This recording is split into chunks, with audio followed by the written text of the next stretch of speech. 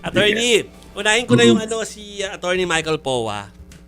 Dahil kanina parang isang senador kasi nag-question na parang kung kasali pala siya doon sa meeting na medyo crucial because it's a meeting with the COA, bakit siya nandiyan at tumatayo bilang isa sa mga counsel. Sabi naman ni presiding officer Jesus Cordero na walang kaso yun, pero still hindi pa parang medyo nasiko yung yung kanilang credibility because of it.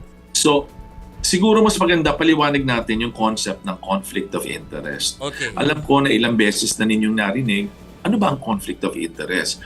Specifically po, dinidefine yan sa Code of Professional Responsibility and Accountability. Ang ng isang abogado, ang conflict of interest po ang kanyang obligasyon sa kanyang kliyente. Kung gumagawa siya ng trabaho or ng mga bagay na hindi consistent dun sa loyalty, sa fiduciary duty niya sa kanyang kliyente. Yan ang konsepto ng conflict of interest. Therefore, ang kailangan mag-react dyan, ideally, ang kliyente ng abogado. Aha. Yan ang conflict of interest. Ngayon, kung hindi nagre-react yung dito, ang kanyang kliyente, wala. Ngayon, magkikreate rin ng potential conflict of interest kung si Attorney Powa ay nakademanda rin dyan. Subalit hindi siya nakademanda kasi magiging inconsistent potentially ang posisyon niya sa posisyon ng kanyang kliyente. So kumbaga, so parang okay na po yun, Attorney Tranquil. So si Attorney Powa ay kapag siya isa na yung umupo bilang witness, ay pwede na siyang tanungin tungkol doon sa mga naganap sa meeting na yon. Okay. Yun. Kasi ngayon siya tumatayo bilang abogado, nire-represent ang respondent vice president, at kung for instance, pinresenta siyang testigo ng kanilang panig para isalaysay ang lahat ng ito, may tatayong abogado na magtatanong sa kanya para mailahad niya yung kanyang nalalaman. Okay. Ngayon, for instance, mayroong nagsalita siya na hindi sang-ayon sa posisyon ng pangalawang pangulo, yun siya pwede mo. Sandali, conflict of interest ka ata. Ako kliyente mo, ba't anong pinagsasasabi mo? Correct. Kaya normally, yung mga conflict of interest, ang ano niyan, para mas maintindihan natin sa standpoint ng isang abogado in relation to his client. Kasi nag-i-invoke nyo, conflict of interest ka. Hindi ka dapat nag-handle ng ibang kliyente. O bakit mo ko dinidemand letter? Kliyente mo ko, di ba? Ganon. So, makita nyo, yung dito, medyo umikot na ng konti yung usapin pagdating ng conflict of interest. Tama. Diba? Tama. Kung gusto nila, hindi naman nila pwedeng sabihin, I disqualify you ng kalaban because ang dapat nagpapalit sa kanya ay yung kliyente niya na nawala ng tiwala sa kanya. Tama. So-called standpoint ng conflict of interest. Tama. Malinaw po yan, attorney. Pero isa pa pong paglilinaw, attorney. Kanina po kasi, natanong ni Senador Amy Marcos si Wamil tungkol po doon sa Joint Circular 15-01 na tinatanong kung sino ba talaga yung accountable pagdating po dito sa pera na pinag-uusapan. Si Vice President Sara Duterte ba o yung Special Disbursing Officer? Pero ang sagot po ni Wamil dyan, hindi lang naman kasi yung Joint Circular yung basihan. Meron pa daw ibang basis. Pakipaliwanag nga po sa amin, attorney. Ano kasi po ba yung sinasabi ng batas dito? Hindi. Itong Joint Circular is a circular. It is not a law. Kaya lang yan ipinatutupad para mga alituntunin yan, mga patakaran. At yung Joint Circular na yan, para mas maintindihan ng ating mga kabayan, na-draft yan involving 5 ahensya. Kasama dyan ang DBM, kasama dyan ang COA, kasama dyan ang National Defense, kasama dyan yung corporate governance, yung ganon. Tapos may isa pa 5 yan. At ang purpose talaga niyan ay magkaroon ng maayos na pag-audit ng confidential funds. Kasi nga noon, hindi dahil nga ito'y confidential funds, ang tendency basta confidential yan diba? At confidential yan, huwag ka makialam. Confidential yan diba? Ganon. Ngayon, doon, kung mababasa niyo yung original text ng Joint Circular, nakalagay naman doon na may kung talagang confidential, may mga bagay na extremely confidential, pwede ilagay yan sa isang envelope. At isisil yan at ikakatiwala yan sa chairman ng COA. Okay? Commission on audit. So, yung ano doon, so pupuntahan na natin ngayon, sino ba talaga ang accountable officer? Natural po yan. Siyempre, meron tayong mga heads of agency At sila po ang naturingan, binigyan ng karapatan na pumirma ng disbursement. Nakalagay po kasi doon. Siyempre, may mga ilang instances na maaring iba ang nagpirma having been authorized. Ang tanong dito, regardless of sinong pumirma, regardless kung sinong nag-disburse, anong ahensya yan? Yun ang tanong, di ba?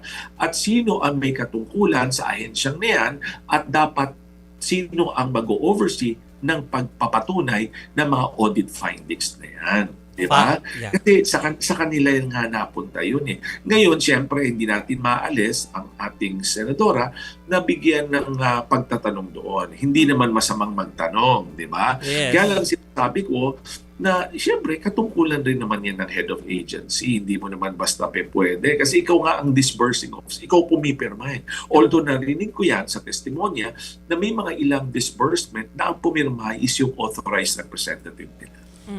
Ako sa opisinang to, takot ako pumirma dahil baka sa akin di ba? Ayan, dahil makakaipumirma. Pero, Atty. Tranquil, kakamustahin ko lang sa inyo sa nakita nyo kanina, na dyan kasi talaga uminit yung diskusyon sa topic na yan.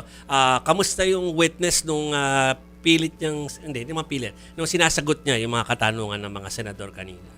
Well, alam mo, siyempre, medyo sa isang testigo, nakaharap ang mga senador, medyo I think that will be relatively new to him. So may magkakataon, makikita mo na maaring siya, na may taranta, merong nagugulat. Siyempre, humarap ka sa senador di ba? Pero ang importante dyan, siguro tingnan natin kung ano na ang naisalaysay niya. Yes. Kasi mga katanungang tinatanong ng mga senador, this is for their guidance, for their better understanding. Kasi may kaalaman rin naman sila pagdating sa mga confidential funds na yan. Pero kung siguro ang mas magandang mailahad natin sa inyong tagapanood is ano ba ang nailatag noong pinisita si Attorney Wamil. Okay? Ang napresenta doon nung tinawag siya mag-testify ay una na merong mga disbursed funds, di ba? Pangalawa, ito ay subject to liquidation. At may mga ibang disbursed funds na hindi na-liquidate ayon doon sa circular. Okay, pangalawa. Yun fact lang yan, factual lang tayo. Yung pangalawa, napakita rin doon na merong mga may mga ibang proyekto o disbursement na walang accomplishment report or utilization report. Siyempre, pag ikay tumanggap ng pera, kailangan mong i-account saan ba ito nagamit, saan ba ito napunta, kanino nyo ba binigay, at kung kayo'y may binili para sa mga sinasabi ninyong confidential na mga gawain, ano ba ito? For instance, yung travel, bakit kailangan mag-travel? Yung magrenta, bakit kailangan magrenta? Ano yung mga circumstances? Kaya may accomplishment report. Bakit daw gamot? Bakit daw gamot? Bakit gamot yung pambayad? Pambayad ng mga Pwede ba yun? informants. Paliwanag natin yan, Yan, sasagutin natin ayon na naman sa joint circular. Okay. Kasi ang joint circular, ang nakalagay lang doon na maaari ay yung kinakailangan for confidential intelligence activities, national security, peace and order, and other related instances, di ba? So hindi mo pwedeng kumuha dyan ng pera para saan? Para pagsweldo ng tao. Yes. Para bumili, kailangan natin sa ahensya ng mga sasakyan, bili tayo sa sasakyan. O kailangan natin paayos itong third floor, fourth floor, ay paayos na rin natin gamitin yan. Maaring ang purpose ay maganda. Nililiwanag ito, maaring magandang purpose, pero tandaan nyo, ang mahigpit kasi sa gobyerno, ang bawat pera sa gobyerno, mayroong particular na allocation, may dahilan Yes. Kaya nga meron yung tinatawag nga sa revised penal code. Hindi ko naman sinabing yan yun, Pero just for added knowledge ng yung mga televiewers, meron mga instances na maganda naman yung kanyang adhikain para gamitin yun. Pero hindi niya ginamit dun sa purpose. O dinimanda ka ng technical malversation. Yeah. Yes. Ibang Kahit purpose maganda sana yung layunin. Oo. Maganda yung layunin mo. Let's say, for example, meron akong alam na kaso, binagyo. Binagyo talaga. Pero ginamit nilang pera, hindi nakalaan para sa calamity and all. Demanda yung buong Tama. buong konseho, demanda. Yes. Ganun yun. Pero yun nga po, attorney, tinatanggap ba sa batas natin o kahit dyan sa circular yung pagbabayad ng gamot? Well, kung titingnan ninyo yung listahan, ay hindi siya, hindi siya considered na kasama doon. Pero kaya nga kailangan mo ng utilization and accomplishment report. Baka naman merong mabuting dahilan that consists with the confidential funds, the usage of the same, or yung intelligence fund, dun nila yon. Kasi sa ngayon, alam niyo, nagsispekulate tayo di ba? At tinatanong niyo, attorney, anong palagay mo? Palagay mo ba ganito? Kasi tandaan mo, nagpipresenta pa lang ngayon ang prosecution. Di ba? Bibigyan ng pagkakataon ng depensa. Tingnan natin kung anong sasabihin nila. Tingnan natin kung ma-justify nila yan. Pero sa ngayon, katulad ng paulit-ulit na sinasabi ni Attorney Wamil, if there are circumstances that would establish na hindi nagamit dun sa purpose na intended ito, na merong misuse, baka ito'y nagamit sa pang-personal na pangailangan. At dahil dito, nagkakaroon ng prima facie evidence. Don't get me wrong, hindi nangangulugan, ay guilty na yan. Hindi pa po. Ibig sabihin, tumatayo yung ebidensya na maaaring nagamit sa ibang dahilan, maaaring hindi dapat ginamit sa ganung purpose, pero yan ay prima facie evidence. Haharapin pa yan pag nagpresenta ng ebidensya, sino? Ang depensa. Attorney, si Chicky Verhel po ito. Good evening hi, sa iyo. Chicky. Oo. Si Senator Joel Villanueva may pinoint out kanina, no. Sabi niya, kulang kasi itong mga hinihingi ng korte o ng prosecution, no, na mga accomplishment report, mga liquidation hinihingi ng korte. Sabi niya, minsan kasi yung papel kulang ng space. So sabi niya, hindi nakukumpleto talaga. Sabi niya, based on his experience daw, tinawagan daw yung scholar dapat, tapos hindi makontak kasi nagpalit ng number, naging ghost scholar. So sabi niya, kasi minsan kulang sa spasyo yung papel. So will this hold water in court? Alam mo, walang space. So hindi namin malagay lahat ng mga detalye. Alam mo yung, let me address that, no? Yung nangyari kay Senator Joel may have been a circumstance or a situation na nangyari sa kanya. At mabuti napatunayan nila na hindi ghost ang scholar. Di ba? Pero nga, for all of those working in government, alam niyo, napakahirap rin kasi magtrabaho sa gobyerno. Kailangan, kunyari, magkakaibigan kayo, ngiti kayo ng ngiti, okay kayo lahat. Pero pag binusisi yan, pag butas yan, kita niyo nangyayari. Kaya kailangan, pagpapasok ka sa gobyerno, handa kang detalye ng bawat bagay. Kasi nga, hindi mo alam kung kailan yan tatanungin Hindi mo alam kung kailan mag-a-arise yung question na yan. So, I think that is something that those who are in government will have to really look into. Yes. So, ready ka dapat sa impormasyon. If you need to ask for more paper, you ask for more paper. Yes. Maghanap ng paraan. Oo, At common pag sense lang. nag-accomplish kayo po ng mga forms ng gobyerno, sa gobyerno nagtatrabaho ka, be accurate. Kasi Yes. sinusumpaan yan. Ayun Kasi nga. nga, pag hindi sila nagkasundo, hindi na happy sa'yo ang susunod. Yeah. Di ba? Naka. Oo. Perjury.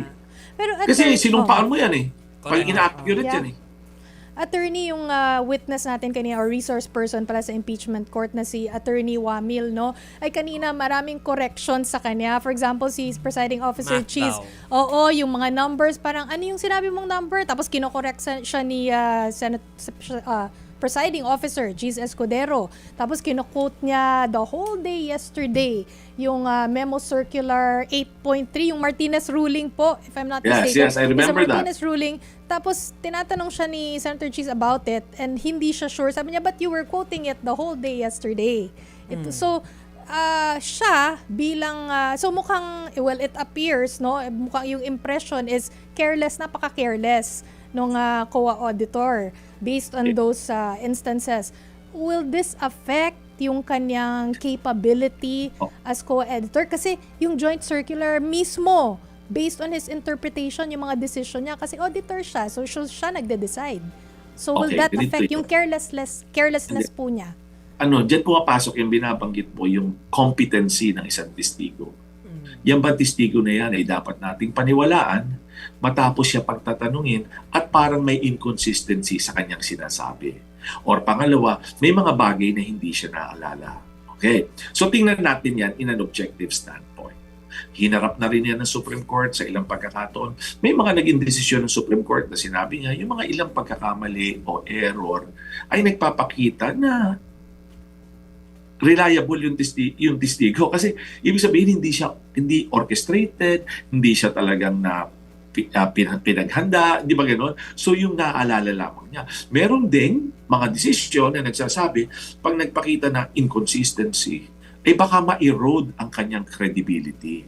Now, sasabihin mo, attorney, binibigyan mo kami ng 2 panig eh. That is where the appreciation of the judges will come in. So nasa kanila, naniwala ba si Senator Naniwala ba si Senator Escudero? Hey, how about the rest? Probably iba naniwala. So that is where it's coming from. Pero pahabol lang kasi maganda yung usapin ng alias eh. Pinapayagan po ba ng batas, attorney, yung paggamit ng alias kung sakali Alam mo, dun sa mga listahan na ganyan sa gobyerno? Alam nyo, yung yung mismong joint circular, wala siyang mga, yung 2015 circular, wala siyang mga specific provision on alias, use of alias. But as you know, ang mga sa peace and order, national security, ang mga informer mo, o sino mang ahente mo niyan, minsan iba-ibang pangalan, di ba? Reality yun eh. Pag tinanong mo, may knowledge ng intelligence sa mga confidential information. Kaya lang ang tanong doon, kaya mo bang i-justify? Kaya nga, naalala nyo, may usapan. Baka naman dapat inilagay yan doon sa sealed envelope, yung mga tunay na pangalan yan. Pero sa accomplishment report, it could just be it could even be, siguro yung ginamit nila alias o hindi yung talagang pangalan niya para hindi matuntun. Because that would also pose danger on these individuals. And actually, on the operations of government. So yung mga reality yun eh. Kaya lang dito, makita nyo, this was the first time in 2015, kaya yan 15 eh. Kaya yan ganyan. Number 15 ang nagsisimula yung circular na yan. Kasi noon nila ginawang mas rigid, mas detalyado ang pag-account at pag-audit ng confidential funds. Okay, naku, next week, Attorney Tranquil, ay sinasabi niya, medyo sabi ng mga audience kasi lumalaylay, medyo nabobore sila. Mukhang exciting next week kasi hostile daw yung witness. So next week, pag-usapan natin kung ano implikasyon ng isang hostile witness na mapapaliwanag sa atin. Magandang konsepto kung sino ang hostile witness. Correct. At kung kailangan siyang i-qualify. Yes, next week yan, Attorney Tranquil. Pero sa ngayon, magpapasalamat muna kami sa inyo for saying yes sa interview na ito. Thank you, Attorney Tranquil. Okay, magandang gabi Salamat sa inyo po, tatlo. Attorney. At sa lahat ng nanonood, magandang gabi.